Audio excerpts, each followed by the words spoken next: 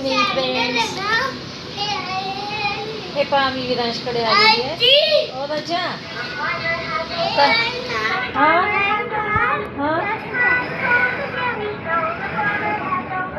विरांश मला ना गाडीबद्दल सांगतो. हां हळू आवाज हळू हळू.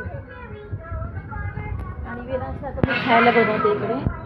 रसिकाने सगळं करून तयारी करून ठेवली होती. आता फक्त मला विरांशला ना बनवायचं हे खायला. काय बनवायचे? पकोडे, ब्रेड पकोडा. ब्रेडमधनं ब्रेड नीट ठेवते झाकून. आणि हे 2 ब्रेड काढलेले आहेत तर त्याचे ब्रेड पकोडा बनवते माझ्या विरांशसाठी. सगळं झाकाझाकी करावं लागेल पहिला. हे पहा मी इकडे विरांसाठी ब्रेड पकोडे बनवते. तो काय करतो 4 वाजता झोपेतनं उठला ना तो चहा नाही दूध पीत नाही, काही खात नाही. तर मग त्यासाठी काही ना काय असं वेगळं बनवावं लागतं.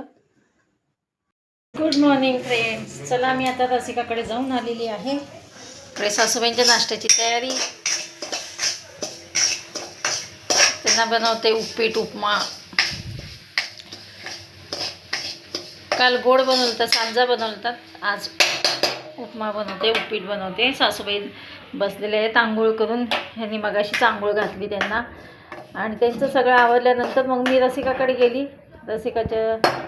आज रसिकाला ऑफिसला जायचं होतं, विरांशला जायचं होतं स्कूलला. आणि मग आपण थोडंसं गेलं की 5-10 मिनटं काही जाऊन आले ना मग मदत होती म्हणून मी जात असते. तर चला आता सासूबाईंना एकदा नाश्ता दिला ना मग त्यांना झोपायला मोकळं.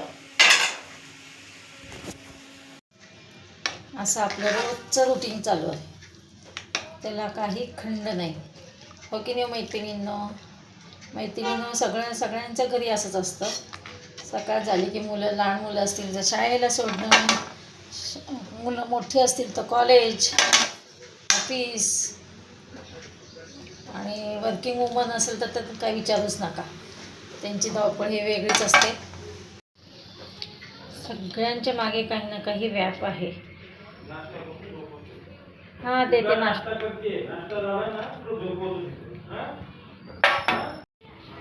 शुद्ध नाश्ता करते. नाश्ता झाला की तुला झोपवतो.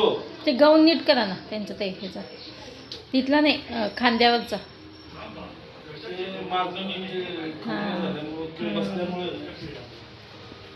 चला नाश्ता देणे का आहे.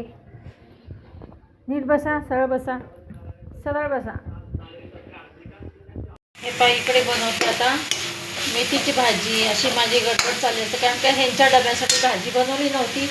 पालकाची पराठा आमच्या नाश्त्याला आहे आणि मेथीची भाजी आणि पोळी डब्यात. मिस्टर गेले आंघोळीला. काही गडबड चालू असते बघा. सासूबाईंचा नाश्ता त्यांना घातलं मी खायला.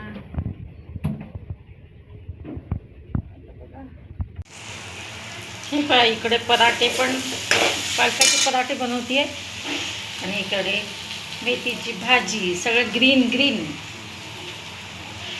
आज सगळं ग्रीन भाज्या. Green day. नाश्ता झालाय, सगळं झालंय, गोळ्या घेऊन झाल्यात. आता उठून कुठं जायचंय? कुठं जायचं तुम्हाला उठून?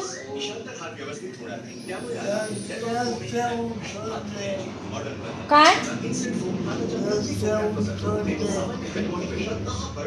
उठून काय करणार आहे? उठून काय करणार आहे तुम्ही? हां उठा. कसं बघा त्रास देतात आमच्या सासूबाई आहे. सासूबाईंच्या ना मधनंच अंगात येत असतं. अंगात काय येतं तुमच्या मधनं? अंगात येतं. उठून मला जायचं आहे बाहेर, दार उघडून दे म्हणतात मला. आता ह्यांना दार उघडून काय पळणार आहेत का या? आता जायचं आहे मला रसिकाकडे जायचं आहे. विरांश गेला शाळेमध्ये. विरांशचा डॅडू आहे घरी. आता माझं आवरलेलं आहे. मावशी भांडे घासतात तो म्हणलं थांबूया. असे सासूबाई त्रास देत असतात. एक दिवस चांगला तर एक दिवस असा, एक दिवस चांगला तर एक दिवस असं त्रास देणं चालू असतं माझ्या सासूबाईंचं. आपल्याला हे सगळं सहन करायचं स्टॅमिना ठेवावं लागतं. सगळ्या गोष्टीमध्ये स्टॅमिना पाहिजे असतो. सासूबाईंची हे नाटकं, त्रास सहन करायचा, बायकांना सगळं सहन करावं लागतं. हे तर सकाळी सगळं करून जातात, ह्यांना हे पण एवढ्या कंटाळेत. आता हात दुखायला लागले त्यांना, उचलून उचलून उचलून उचलून ठेवा, आंघोळीला न्या उचलून. बरं हे ऐकत पण नाहीत की त्यांना म्हटलं आता आठवड्यातनं एकदा आंघोळ घालूयात आपण सासूबाईंना, जेणेकरून काय होईल, रोज डेटॉलच्या पाण्याने अंग पुसून घेऊया. माझ्या आईवडिलांना आम्ही तसंच करत होतो, पण हे काय ऐकत नाहीत. त्याच्यामुळे अजून जास्त त्रास होतो, त्यांनाच होतो. ऐकायला तर पाहिजे ना त्यांनी, आपण किती सांगायचं. सटकलेल्या सासूबाई बघा कशा आता इथं बसवलं आहे. मग अशी ना पडल्याच असतं, डोक्यावर आदळल्याच असतं. मग काय करणार, किती त्रास द्यायचा माणसाने. एकट्या मावशीने काय करणार या? हां, ताकद पाहिजे तेवढी ह्यांचं वजन पेलायला. मग जीव जातो. आणि झोपून झोपून ह्यांचं शरीर जड झालेलं असतं, आपलं होतं का? विरांशकडे मी मग अशीच आले, तरी यायला 12 वाजले मला. विरांशकडे आली आणि काही थोडेफार किरकोळ कामं केली. विनायक होता जावई माझा, आणि आता विरांशला आणायला गेलं आहे विनायक. त्याचं वर्क फ्रॉम होमच घेतलेलं आहे. रसिका ज्यावेळेस नसेल त्यावेळेस विनायक घेतो वर्क फ्रॉम होम, कारण का विरांशला स्कूलमधनं आणण्याची जबाबदारी त्याची असते.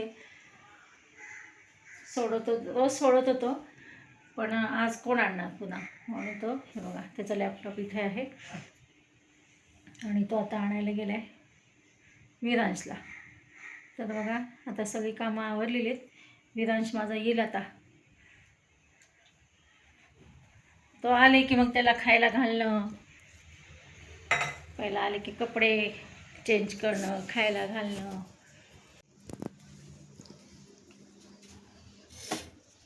हे बघा काय किरकोळ कामं राहतात. आणि विरांश आले की मग त्याला खायला घालायचं, मग झोपवायचं, कारण का तो सकाळी 8 वाजता लवकर त्याला उठवावं लागतं. आणि त्याला दुपारची अजून लहानच आहे तो तसा, त्याच्यामुळे त्याला दुपारची झोप ही पाहिजेच. चला आता बाकीचं थोडंफार किरकोळ पारकोळ आवडते आणि विरांश आले की मग आमचं काम चालूच. चला तर मग भेटूया अशाच नवीन एका ब्लॉग्समध्ये. तोपर्यंत बाय बाय, टेक केअर.